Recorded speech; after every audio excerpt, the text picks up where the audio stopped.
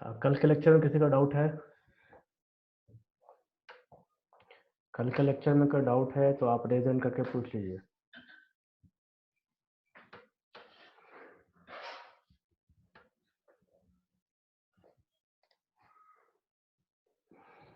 विपुल की तरफ से कोई डाउट नहीं। बाकी लोग डाउट नहीं है तो आप नो लिख सकते हैं, फिर आगे देखेंगे हम लोग।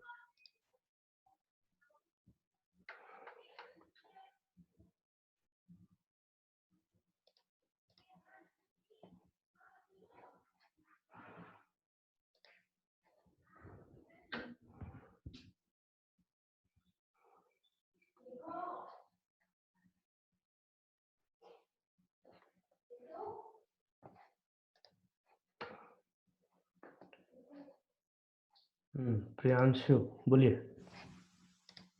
सर असाइनमेंट में नहीं, असाइनमेंट या कल जो भी हुआ था असाइनमेंट में उसमें कोई क्वेश्चन में डाउट है तो कल सिर्फ असाइनमेंट ही हुआ था यस ना। सर। हाँ सर। हाँ, तो उसमें कोई डाउट है तो आप पूछ लीजिए, नहीं तो नोट्स में भी अगर कोई डाउट है पुराने लेक्चर्स का तो आप पूछ लीजिए। सर असाइनमेंट में डाउट। बोलो। Question number 1 sir. Assignment number कौन सा? Assignment 2 assignment 2। जो कल दिए थे। अच्छा, असाइनमेंट 2 क्वेश्चन 1 ना। हाँ सर।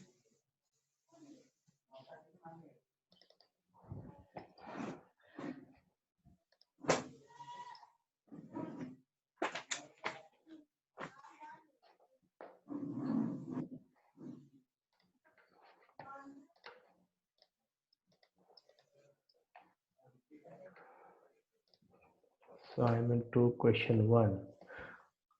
अच्छा, जो कल दिए थे वो वाला क्या? ये यस सर। ये आज मैं डील करूंगा सारे क्वेश्चन। इसके पहले का कोई डाउट है तो बता सकते हैं। नो सर, इसके पहले का नहीं। इसके पहले या कुछ नहीं। Than anyone else? Govind Kumar, आपको कोई डाउट नोट्स का पुराना चीज या पढ़ के समझ में आया सारा? ठीक है, तो हम लोग कल जो मैंने असाइनमेंट दिया था वो असाइनमेंट्स आज देखेंगे, सारे क्वेश्चंस देखेंगे और उसके बाद नेक्स्ट लॉ पढ़ेंगे।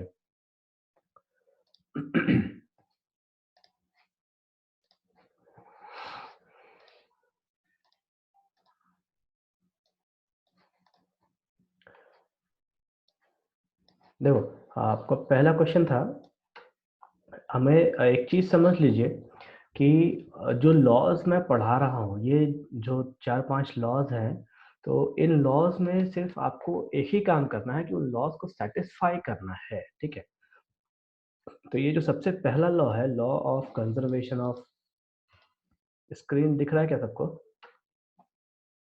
स्क्रीन सबको दिख रहा है ना? तो ये जो लॉ है, सबसे पहला law, law of conservation of mass is true. कहने का मतलब है कि यहाँ पे आपको बता दिया गया है कि ये law of conservation of mass ही है और आपको सिर्फ दूसरे वाले कंपाउंड का वेट निकालना है। तो जितना रिएक्टेंट का मास होगा उतना ही आपका प्रोडक्ट का भी मास होना चाहिए। तो निकालने का तरीका क्या है? सबसे पहले आप केमिकल उसका रिएक्शन लिख लीजिए। अगर आपको रिएक्शन नहीं आता तो आप सिर्फ ये कीजिए कि रिएक्शन से पहले क्या दिया गया है उसको आप वर्डिंग्स में भी लिख सकते हैं। जैसे क्या कहता है, what mass of sodium chloride. तो आप क्या करेंगे, यहाँ पे अगर आपको नहीं पता कि NaCl है तो यहाँ आप लिख लीजिए सीधा सीधे sodium chloride. Would be decomposed, decompose का मतलब होता है टूटना। जिसको वर्ड मीनिंग नहीं समझ में आ रहा हो आप फटाफट लिखते चले जाएं। डिकम्पोज का मतलब होता है टूटना by 9.8 gram of sulphuric acid. तो मैं क्या करूंगा, यहाँ पे लिखूंगा सोडियम क्लोराइड, उसके नीचे लिखूंगा x ग्राम, क्योंकि यहाँ पे सोडियम क्लोराइड का वजन मुझे नहीं दिया है। उसके बाद लिखूंगा प्लस सल्फ्यूरिक एसिड। अगर मुझे H2SO4 फॉर्मूला नहीं पता तो मैं लिखूंगा सल्फ्यूरिक एसिड, क्योंकि ये क्वेश्चंस जो होते हैं इसमें रिएक्शंस नेसेसरी नहीं है। ठीक, ये जो law of conservation of mass है इसमें रिएक्शंस लिखना कंपलसरी नहीं है। तो उसके नीचे मैं लिखूंगा 9.8 ग्राम ऑफ सल्फ्यूरिक एसिड। फिर आगे क्या कहता है, if 12 gram of sodium by sulphate NaHSO4 मतलब 12 ग्राम आपको इतना दे रखा है विपुल।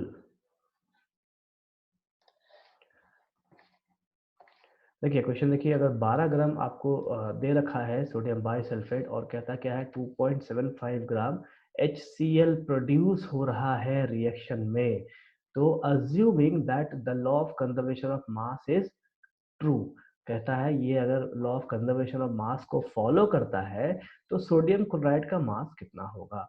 तो हमारे पास एक ही फॉर्मूला है कि mass of reactants is equal to mass of products. तो रिएक्शन है हमारा ये, यहाँ पे मैंने mass of reactant equal to mass of product लिखा है, देन सबके मास को जोड़ के x इज इक्वल टू इतना आंसर आया है। तो ये सिंपल फंडा है इस क्वेश्चन को सॉल्व करने का। और इसी तरीके से हम सारे क्वेश्चंस को सॉल्व करेंगे। देखो मैंने कुछ क्वेश्चन दिया है जहाँ पे x निकालना है, और कुछ क्वेश्चन दिया है जिसमें आपको बताना है कि law of conservation of mass है या नहीं। तो जहाँ पे law of conservation of mass होगा वहाँ पे product of mass of reactant is equal to mass of product आपको दिखाना होगा, और साथ में लिखना होगा कि hence the law of conservation of mass is true. जैसे इस क्वेश्चन को देखिए, क्वेश्चन क्या कहता है, show that these observations are in agreement with law of conservation of मास। देखो एक वजन दे रखा है, दो वजन दे रखा है, तीन वजन दे रखा है। अब कैल्शियम कार्बोनेट हमको पता है, इसको हीट करेंगे तो हमको CO2 मिलता है और कैल्शियम ऑक्साइड मिलता है। तो जब इसको हीट करेंगे तो इतने ग्राम को अगर हम तोड़ेंगे तो हमको टोटली इतना ग्राम मिलना चाहिए। तो mass of reactant is equal to mass of product. आप वैसे भी दिखा सकते हैं, या फिर आप लास्ट में किसी एक को अननोन करके उसका मास दिखा सकते हैं। जैसे यहाँ मैंने एक को अननोन माना है, मान लीजिए कैल्शियम ऑक्साइड हमारा अननोन है, तो उसको मैंने दिखा दिया 5.6 ग्राम। और 5.6 ग्राम किसके बराबर है, जो क्वेश्चन में हमको दे रखा है। या तो आप ऐसे बना सकते हैं, या फिर डायरेक्टली आप इस इक्वेशन को लिख के बना सकते हैं, mass of reactant is equal to mass of product. Question number 3 भी वैसा ही बनेगा जैसा ऊपर का दोनों है, ठीक वैसा ही।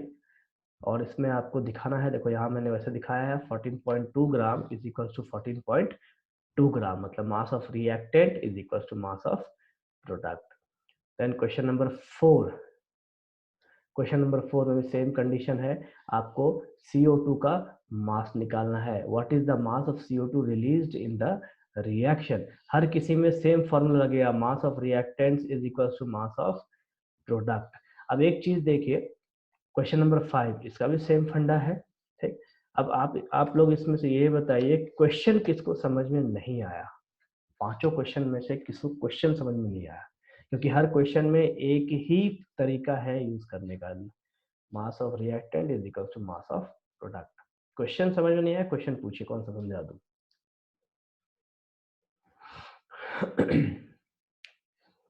अगर क्वेश्चन सबको समझ में आया है, सब बन गया है, तो भी बोल सकते हैं, फिर आगे पढ़ेंगे।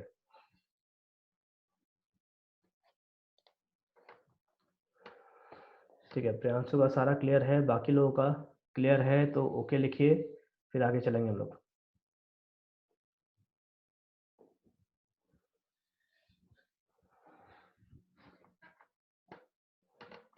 Govind, is everything clear?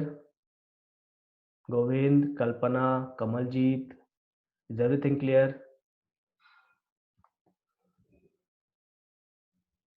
समझ में आ गया सारा क्वेश्चंस आप लोगों को?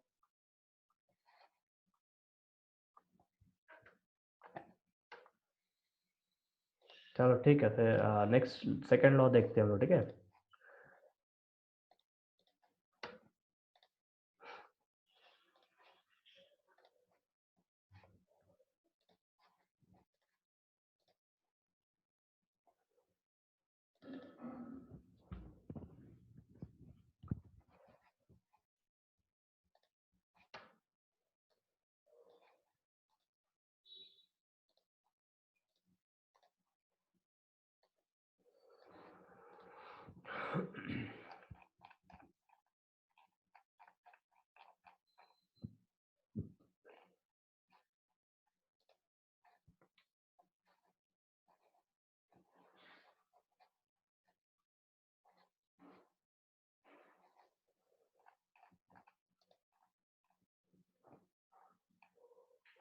तो कल आपको ये दिखाया था मैंने, ये बताया था law of conservation of mass and law of conservation of mass and energy, ये हमने देखा था कल, एक एग्जांपल देखा था। आज हम लोग सेकेंड लॉ देखेंगे, लॉ ऑफ कांस्टेंट कंपोजिशन और डेफिनेट प्रोपोर्शन। ठीक है, इस लॉ का एक मतलब समझ लीजिए कि दुनिया में जितने भी मॉलिक्यूल्स हैं, सभी मॉलिक्यूल्स आपका कुछ ना कुछ फॉर्मूला बताता है। जैसे CO2 हो गया, H2O हो गया, H2SO4 है, KCl है, HCl है, तो हर किसी के जुड़ने का तरीका है कि अगर NaCl सोडियम क्लोरीन से जुड़ता है तो सोडियम एक इलेक्ट्रॉन देगा और क्लोरीन एक इलेक्ट्रॉन लेगा। ये तो हम इलेक्ट्रॉन की तुलना में जानते हैं। या तो यूं कहिए कि अगर Na और Cl जुड़ता है तो सोडियम का जो एटॉमिक मास है वो होगा, क्लोरीन का एटॉमिक मास है वो होगा। हम ऐसा नहीं कर सकते कि Na2Cl ले सकते हैं, मतलब दो सोडियम और एक क्लोरीन ले लिए, चाहे दो क्लोरीन और एक सोडियम ले लिए, ऐसा हम कभी नहीं करते।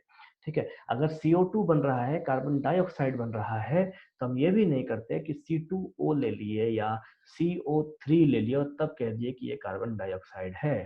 तो जो कॉम्बिनेशंस है एटम्स का आपस में जुड़ने का, ये एक परफेक्ट तरीके से होता है।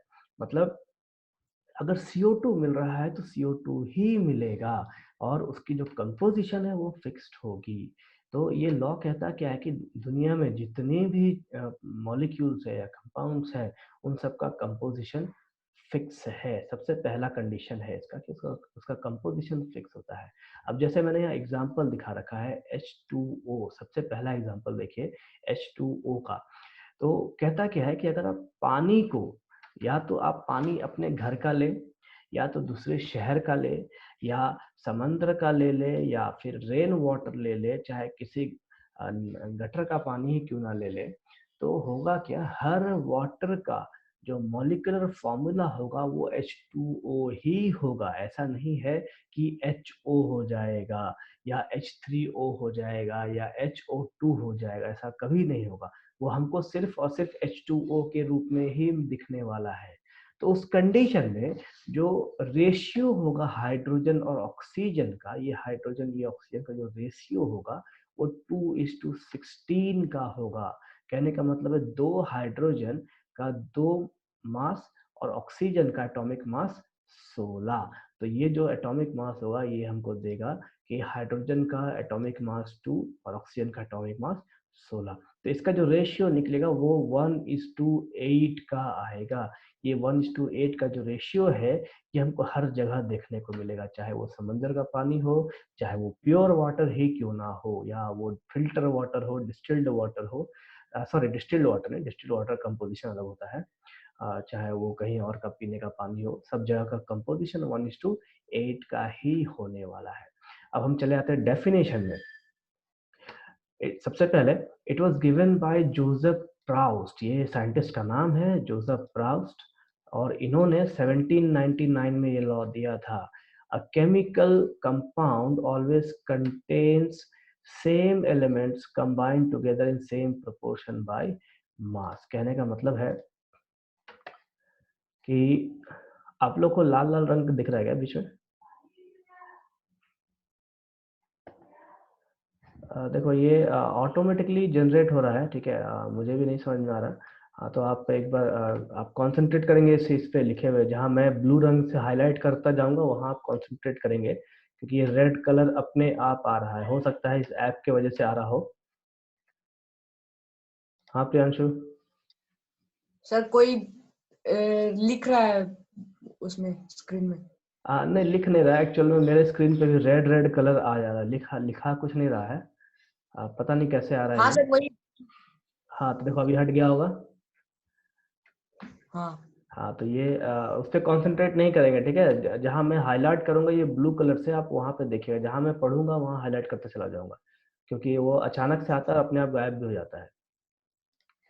देखिए डेफिनेशन क्या है, a chemical compound always contains same elements combined together in same proportion by mass. एक केमिकल कंपाउंड हो, चाहे H2SO4 ही ले लें, तो H2SO4 हमेशा दो हाइड्रोजन, एक सल्फर और चार ऑक्सीजन ही शो करेगा, उसके अलावा कोई दूसरा नहीं शो कर सकता।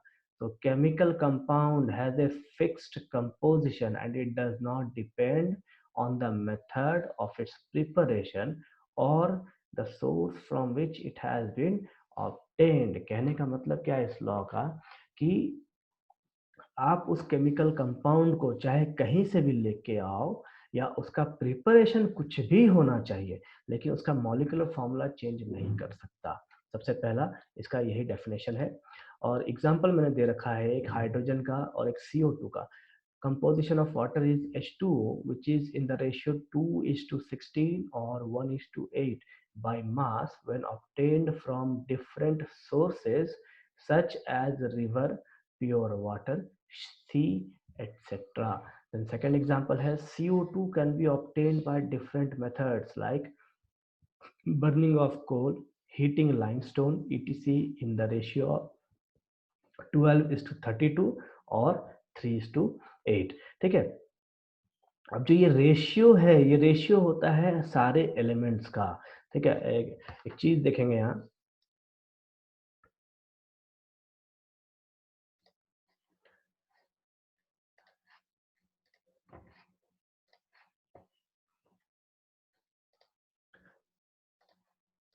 जैसे आप एक चीज देखो, जो रेशियो होता है वो सपोज कीजिए H2SO4 अगर मैं लिखूं,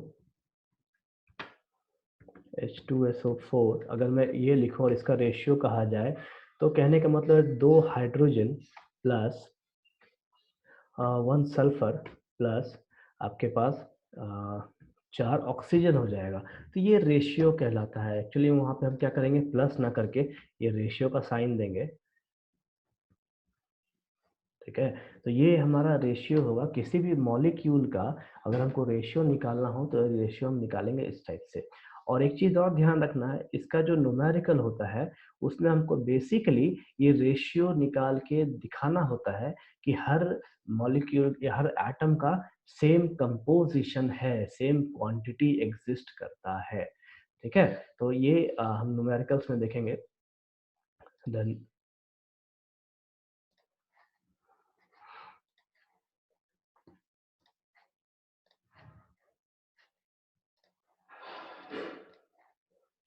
ये हमारे पास 2 एग्जांपल हैं जो देखा है हम लोगों ने।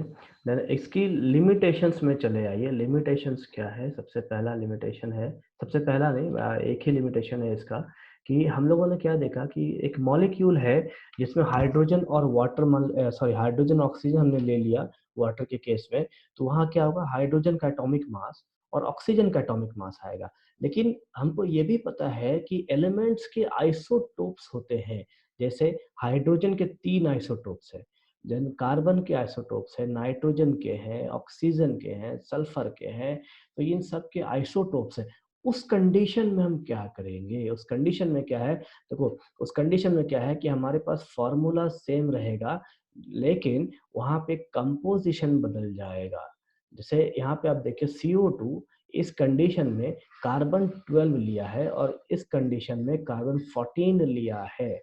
तो दोनों के केस में क्या है, हमारा रेशियो बदल गया। एक जगह 12:32 हो गया और एक जगह 14:32 हो गया। कार्बन का एक एटॉमिक मास 12 पहले वाले के लिए, दूसरे वाले में कार्बन का एटॉमिक मास 14 और ऑक्सीजन का O2 का 16 + 62 मतलब 32 एटॉमिक मास। तो दोनों में जो रेशियो है वो बदल जाएगा। सेम कंडीशन हमारा H2O के लिए। अगर एक जगह H2O में ऑक्सीजन 16 लिया गया है तो वहाँ पे जो रेशियो होगा वो 1:9 का होगा। और अगर H2O में एक जगह ऑक्सीजन 18 लिया गया है तो वहाँ पे जो रेशियो होगा वो 1:9 का होगा। तो इस लॉ का सबसे बड़ा लिमिटेशन जो है वो आइसोटोप्स के लिए चला आता है, क्योंकि सेम सेम एटॉमिक नंबर होने के वजह से इनका एटॉमिक मास बदल जाता है और उस जगह पे हमें ये डिफरेंट वैल्यूज देंगे। नेक्स्ट मैंने एक न्यूमेरिकल दे रखा है इसके ऊपर, numerical based on the above law. Law समझने में कोई डाउट है किसी को?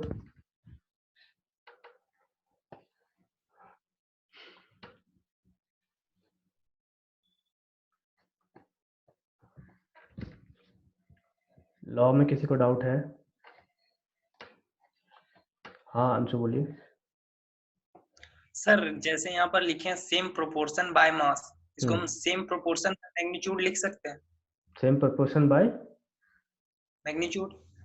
देखो मैग्नीट्यूड जो शब्द है वो हम फिजिक्स के लिए ज़्यादातर यूज़ करते हैं, ठीक है। केमिस्ट्री में हम मैग्नीट्यूड यूज़ नहीं करते, क्योंकि केमिस्ट्री में हम क्वांटिटी लेते हैं। जैसे मान लीजिए आपने सोडियम लिया है तो आप सोडियम का वजन लेंगे।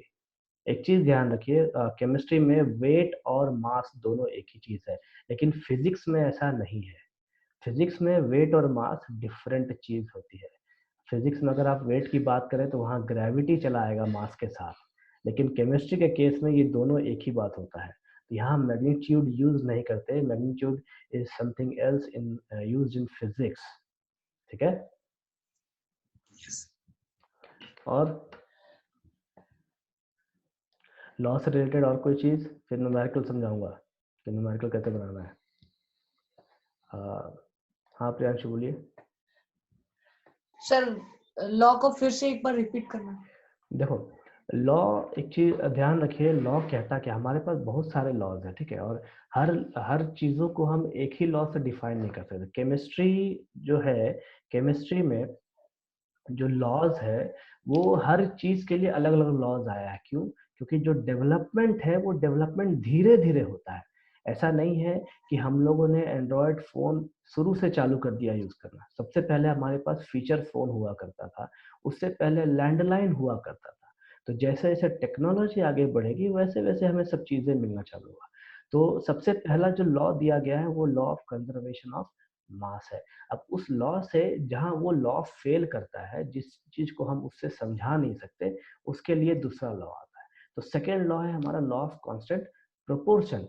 ये हमको क्या बताता है कि अगर H2SO4, मान लो H2SO4 है, और ये H2SO4 मैं अगर अपने घर में प्रिपेयर कर रहा हूँ लैब में, या किसी साइंटिस्ट के लैब में प्रिपेयर करूँ, या किसी दूसरे कंट्री के लैब में प्रिपेयर करूँ, तो H2SO4 का जो कंपोजिशन है वो कंपोजिशन फिक्स रहने वाला है। जैसे हाइड्रोजन 2 होगा, सल्फर 1 होगा, ऑक्सीजन 4 होगा। ऐसा नहीं है कि अगर इसे दूसरी कंट्री में बनाया जा रहा है तो वहाँ पे हाइड्रोजन 3 यूज कर लेंगे हम लोग और ऑक्सीजन 2 यूज करेंगे। ऐसा नहीं है। ये जो कंपोजिशन है ये हर जगह फिक्स होने वाला है, कि स्टैंडर्ड कंपोजिशन आप कह लीजिए। तो डेफिनेशन क्या कहता है कि चाहे कोई भी केमिकल कंपाउंड हो, उसका सोर्स कुछ भी हो, सोर्स मतलब उसकी उत्पत्ति कहीं की भी हो, कहीं से भी उसे लाया गया हो, कहीं से भी उठाया गया हो, या कहीं से भी बनाया गया हो, तो उसका केमिकल फॉर्मूला सेम रहेगा और उसका जो एटॉमिक मास का जो रेशियो है वो सेम रहेगा। जैसे हाइड्रोजन वाटर में हाइड्रोजन का 2 हाइड्रोजन था, तो दोनों हाइड्रोजन को मिला के एटॉमिक मास 2 हो जाएगा, और ऑक्सीजन का एटॉमिक मास 16 रहेगा। तो इस वजह से जो एटॉमिक मास का रेशियो आएगा वो 2:16 का आएगा। तो ये रेशियो को ही दर्शाने के लिए ये लॉ दिया गया है। क्लियर है? Yes sir, yes sir. और किसी का कोई डाउट? किसी का? Anyone else? ठीक है, उसका जो न्यूमेरिकल है वो देखते हैं।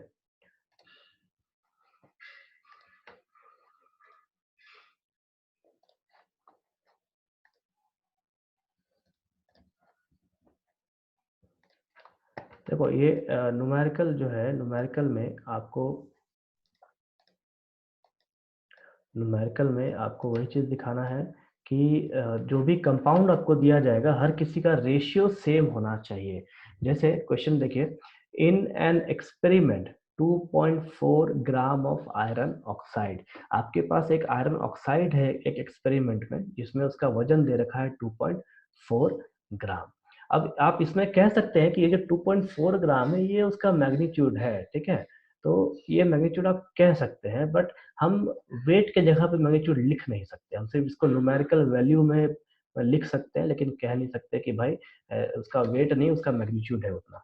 क्यों? क्योंकि अगर हम सामान खरीदने जाए मार्केट में, मान लीजिए, तो हम कहते हैं भाई 1 किलो ये देना, ऐसा नहीं कि एक मैग्नीट्यूड इतना ये देना। ऐसा कह सकते हैं क्या? कभी नहीं कह सकते। ठीक है, तो हर किसी का कुछ ना कुछ तरीका है, कोई ना कोई रिप्रेजेंटेशन का तरीका है। फिर से आते हैं क्वेश्चन में, in an experiment 2.4 gram of iron oxide. एक आयरन ऑक्साइड लिया गया है जिसका वजन आपको 2.4 ग्राम है। On reduction with hydrogen. Reduction with hydrogen का मतलब होता है कि इस आयरन ऑक्साइड को तोड़ना। रिडक्शन बेसिकली प्रोसेस है ब्रेक करने के लिए यूज होता है। इसमें आयरन को अलग किया जाता है, ऑक्सीजन को अलग किया जाता है। क्या कहता है कि on reduction with hydrogen yield 1.68 gram of iron. अगर आयरन ऑक्साइड में हाइड्रोजन से रिएक्शन कराया जाए तो हमको 1.68 ग्राम ऑफ आयरन मिलता है। अब एक चीज देखो यहाँ पे, ये पहला एक्सपेरिमेंट है। इस पहले एक्सपेरिमेंट में हमको आयरन ऑक्साइड का वजन मिल गया, आयरन का वजन मिल गया। तो इससे ऑक्सीजन का वजन मिलेगा हमें? बिल्कुल मिलेगा, क्योंकि 2.4 माइनस 1.68 हमको ऑक्सीजन का वजन देगा। ये जो ऑक्साइड वाला पोर्शन है ऑक्सीजन का, उसमें हमें ऑक्सीजन का वजन मिल जाएगा। ये हो गया पहले एक्सपेरिमेंट की बात। उसके बाद क्या है, इन अनदर एक्सपेरिमेंट, दूसरे एक्सपेरिमेंट क्या है, 2.9 ग्राम ऑफ आयरन ऑक्साइड लिया गया। दूसरा एक्सपेरिमेंट है जिसमें 2.9 ग्राम आयरन ऑक्साइड लेता है और उसमें क्या करता है, उसको फिर से रिड्यूस कराया जाता है हाइड्रोजन के साथ, मतलब हाइड्रोजन के द्वारा उसे फिर से तोड़ा जाता है। तो क्या मिलेगा हमको, 2.03 ग्राम ऑफ आयरन। तो हमें फिर से आयरन मिलेगा और 2.03 ग्राम। हम यहाँ से क्या करेंगे, फिर से ऑक्सीजन की मात्रा निकाल लेंगे।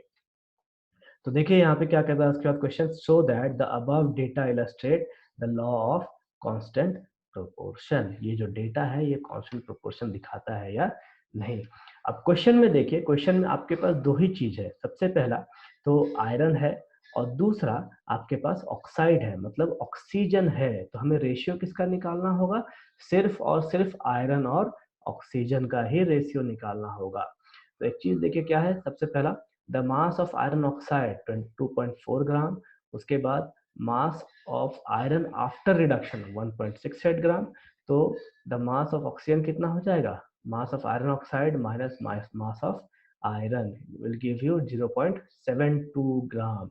अभी 0.72 ग्राम आपको ऑक्सीजन मिल गया, तो हम क्या करेंगे, रेशियो निकालेंगे, ratio of oxygen and iron 0.72:1.68। हमको ये पूरा वैल्यू दे देगा 1:2.33। और सेम काम हम करेंगे सेकेंड एक्सपेरिमेंट में भी। हम क्या करेंगे, मास ऑफ ऑक्सीजन निकालेंगे और उसके बाद ऑक्सीजन और आयरन दोनों का हम रेशियो निकाल लेंगे। रेशियो निकालने के बाद देखो हमारा वैल्यू सेम आ रहा है 1:2.33। ये जो लास्ट वाला जो वैल्यू है ये हमारा सेम होना चाहिए इस कंडीशन में, 1:2.33 दोनों में रेशियो। और हम इसके बाद लिखेंगे कि hence the law of constant proportion is satisfied। ये जो न्यूमेरिकल है ये आपको एक 2 मिनट दे रहा हूँ, आप आराम से इसको देख लीजिए एक बार, और डाउट है तो फिर से पूछ लीजिए।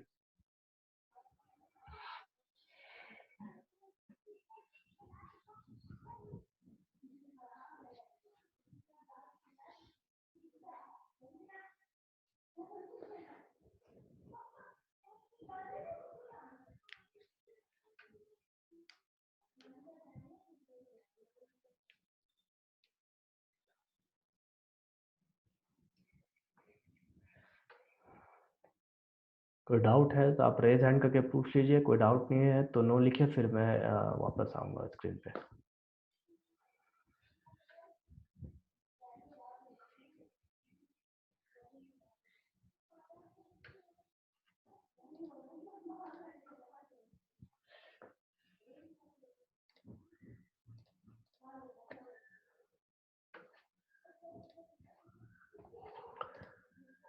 अच्छा, आप लोगों को मोलर मास निकालने आता है? मोलर मास निकालने आता है? अगर निकालने आता है तो हाँ लिखिए, नहीं आता है तो नो लिख सकते हैं।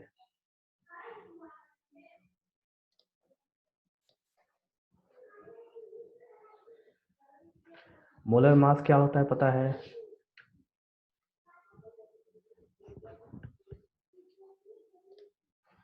मोलर मास क्या होता है पता है?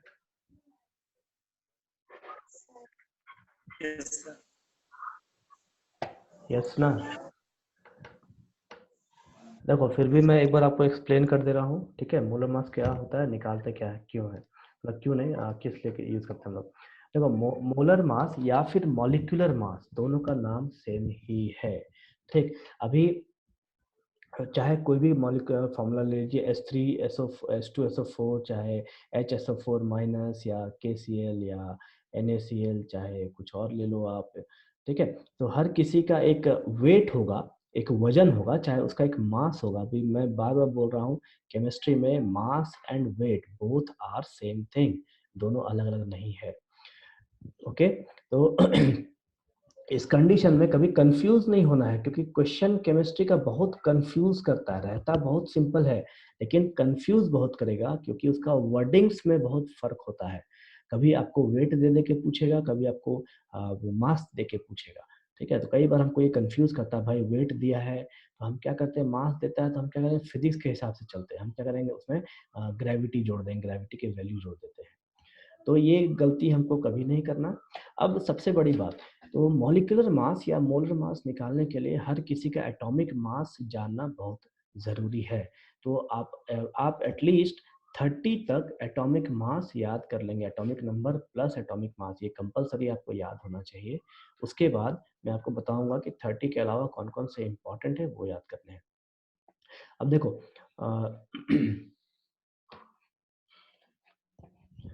जैसे देखो यहाँ मैंने दिया है आपको H2SO4।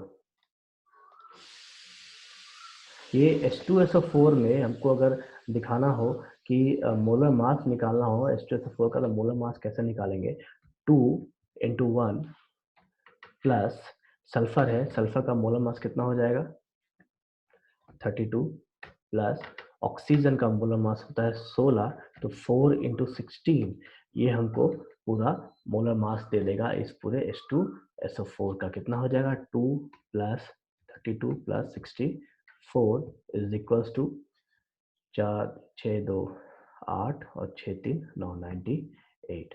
ये हमको पूरा पूरी मोलर मास 98 दे देगा। तो H2SO4 का मोलर मास हम ऐसे निकालेंगे, या किसी भी मॉलिक्यूलर का मॉलिक्यूल का मॉलिक्यूलर मास चाहे मोलर मास हम ऐसे ही निकालेंगे। ओके, अभी जैसे यहाँ पे H2SO4 है, अब आपको दे दिया जाए KCl, तो इसका मोलर मास भी हम ऐसे ही निकालेंगे, atomic mass of potassium plus atomic mass of chlorine, ये हमको मोलर मास दे देगा इस KCl का। क्यों बता रहा हूँ मैं आपको, क्योंकि कुछ क्वेश्चंस है जो मैं आपको असाइनमेंट के रूप में दूंगा और वो आपको बनाना होगा। ओके, या फिर एक चीज ये भी ध्यान रखिए, क्वेश्चन ऐसे भी पूछेगा कि आपको मोलर मास मान लीजिए दे रखा हो, सपोज कीजिए मोलर मास 100 दे रखा है किसी का, और कहेगा क्या कि इसमें हर एटम का आप वेट निकालिए।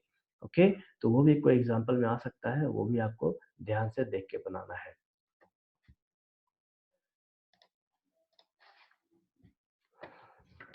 किसी को कोई डाउट है मोलर मास वगैरह से रिलेटेड? तो मोलर मास आपने 9-10 में भी पहले पढ़ा है, ठीक है, ऐसा कुछ नया नहीं है, जो आप 9-10 में पढ़े हो वही चीज है। लॉ से कुछ रिलेटेड कोई और डाउट?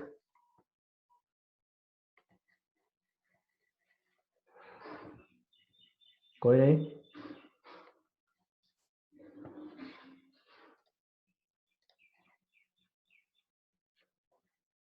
ठीक है, तो अभी आप आज के लिए इतना ही है। मैं असाइनमेंट और नोट्स दोनों डाल दूंगा, आप एक बार पढ़िए, उसके बाद मुझे जो डाउट हो पूछ लिया। क्या बिल्कुल सेकेंड लॉ रिपीट करूँ? देखो सेकेंड लॉ मैंने अभी फिर बताया था, एक बार और बता रहा हूँ।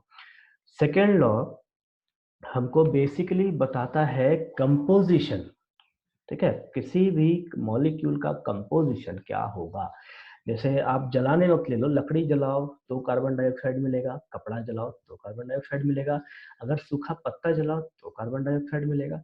अब ऐसा तो नहीं है कि कपड़ा जलाने वक्त CO2 में कार्बन 2 हो जाएगा और ऑक्सीजन 1 हो जाएगा, और ऐसा भी नहीं है कि लकड़ी जलाओ तो कार्बन 3 हो जाएगा एक के जगह पे। तो सेकेंड लॉ क्या कहता है कि कार्बन डाइऑक्साइड हर जगह से हमको उसी कंडीशन में या उसी कंपोजिशन में मिलता है जिस कंपोजिशन में वो दूसरी जगह पाया जाए। जैसे हम ब्रीदिंग करने के वक्त हम ऑक्सीजन लेते हैं और कार्बन डाइऑक्साइड बाहर छोड़ते हैं, तो यहाँ पे जो कार्बन डाइऑक्साइड हम छोड़ रहे हैं उस वक्त जो कार्बन की जो एटॉमिक मास और ऑक्सीजन का जो एटॉमिक मास का रेशियो होगा वो रेशियो बराबर होगा उस कार्बन डाइऑक्साइड से जो कार्बन डाइऑक्साइड लकड़ी जलाने के वक्त मिलता है।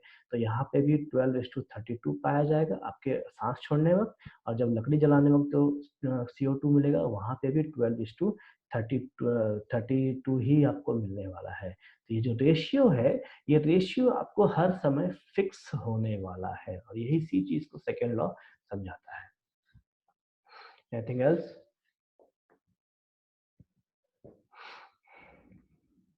ठीक है, तो आज का क्लास यहीं खत्म करते हैं, अगर डाउट नहीं है तो, और मैं नोट्स प्लस असाइनमेंट दोनों आपको व्हाट्सएप पे अपलोड कर दूंगा। Okay okay, yes sir. Good bye and be safe, मिलते हैं नेक्स्ट क्लास गुड में। Bye sir. यस।